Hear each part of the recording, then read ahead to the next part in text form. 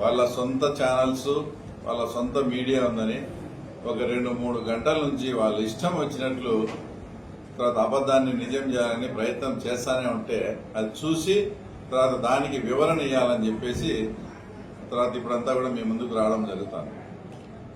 ఈరోజు క్లియర్గా ఇక్కడ ప్రచారం చేసుకునేదానికి వాళ్ళ నాయకుడైనటువంటి అవినాష్ రెడ్డి గారికి వాళ్ళు అడిగినట్లు కనంపల్లె తర్వాత ఈ కొత్తపల్లెకు క్లియర్గా పర్మిషన్ కూడా ఇవ్వడం జరిగింది పోలీసులు.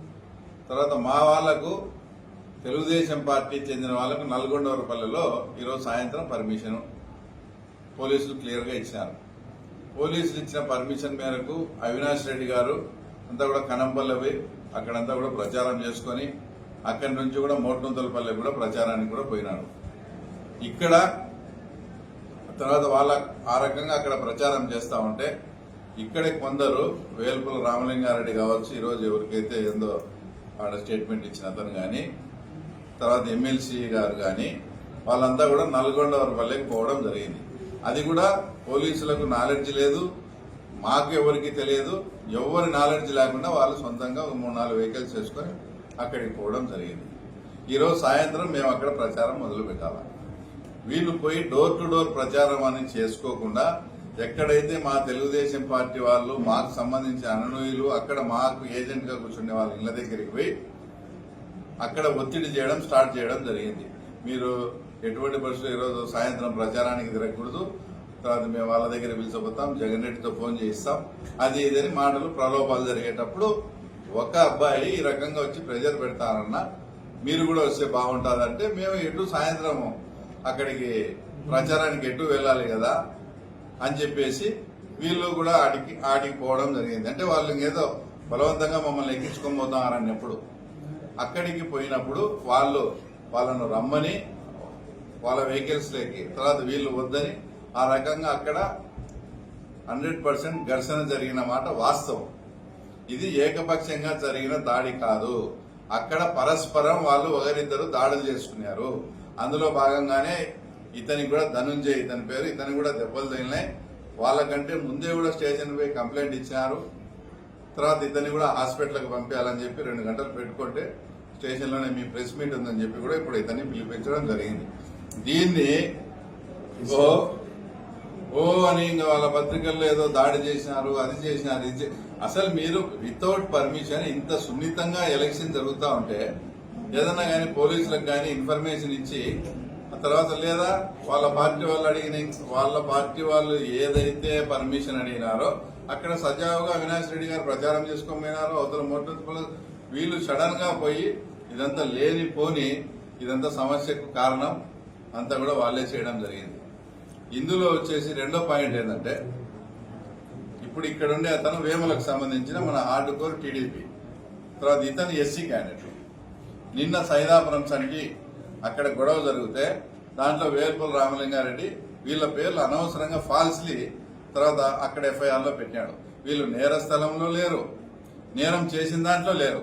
అంటే ఇప్పటికీ కూడా మీరు ఒత్తిడి చేసి పోలీసు వాళ్ళను లేనిపోని పేర్లన్నీ పెట్టి తర్వాత వీళ్ళని ఈ రకంగా చేస్తూ మళ్ళీ పోలీసులు ఏదో మాకు హెల్ప్ చేస్తానంటే పెట్టారు. సరే వాళ్ళు ఎఫ్ఐఆర్ రాసినారు, కేసు పెట్టినారు ఇతని మీద.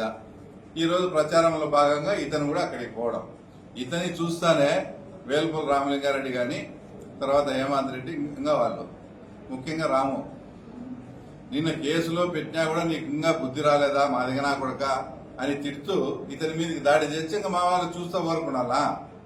అక్కడ జరిగింది పరస్పరం దాడులు తప్ప అని సొంత మీడియా ఉందని సొంత మాకే ఇప్పుడు ఏందో మాట్లాడితే పోలీసులు అది ఇంతవరకు ఒక చిన్న అరెస్ట్ ఏదన్నా అక్రమ అరెస్ట్ కానీ ఎలక్షన్ సంబంధంగా ఒక్కరిని అరెస్ట్ చేసినారని కానీ చూపించమని మేము ఇట్లే మానుకుంటాం.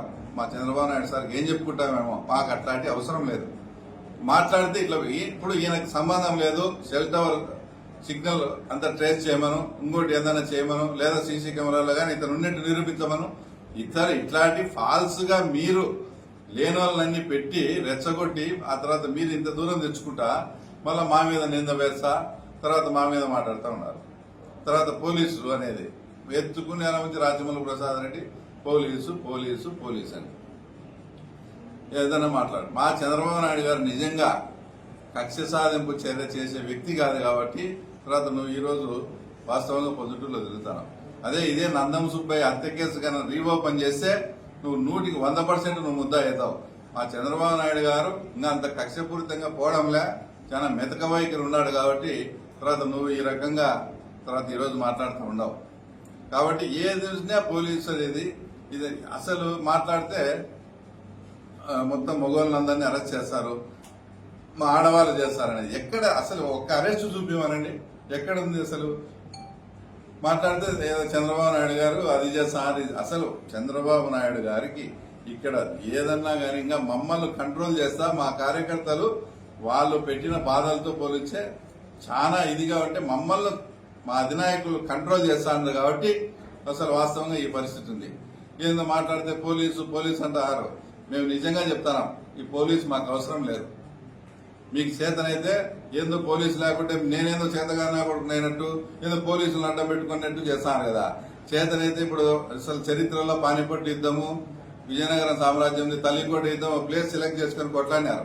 అట్లా అవసరమైతే నీ రామేశ్వరమే సెలెక్ట్ చేయి, ఈ నుంచి మేము వస్తాం, నూరా ఏదో పోలీసులు లేకుండా తెలుసుకుందాం. మాట్లాడితే పోలీసు వాళ్ళు అనుకుంటా.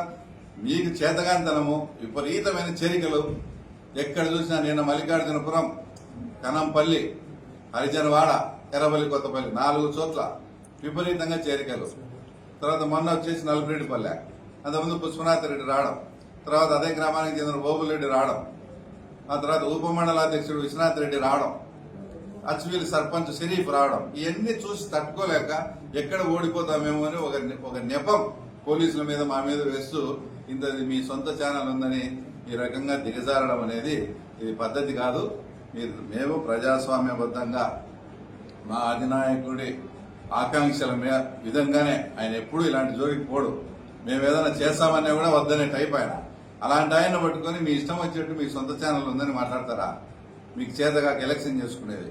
కాబట్టి మేము చాలా పద్ధతిగా, చాలా ప్రజాస్వామ్య పద్ధతిగా, మాకేమి అది వాళ్ళ మాదిరి మాకేమి ఇది కాదు. నాకేం గెలుపు ఇది, నేను వివేకానంద రెడ్డి మీద గెలిచడం చూసినా, మీ కుటుంబం నుంచి మా ఊర్లలో కొన్నిసార్లు ఓడిపోయినా చూసినా. నాకేం గెలుపోవడం నేను కొత్త కాదు, ఇది కాదు. ఎలక్షన్ అనేది ఎలక్షన్ ప్రకారం సిస్టమేటిక్ గా మేము ప్రచారం చేసుకుంటా పోతుంటే ఏదో రకంగా అడ్డు తగిలి పోలీసు వాళ్ళని చేసి ఈ రకంగా చేయడం మంచి పద్ధతి కాదు. ఇతను కూడా ఆల్రెడీ కంప్లైంట్ ఇచ్చాడు, వాళ్ళ కంప్లైంట్ ఇచ్చాడు. మేము ఇద్దరికి కూడా తర్వాత రిజిస్టర్ చేయడం.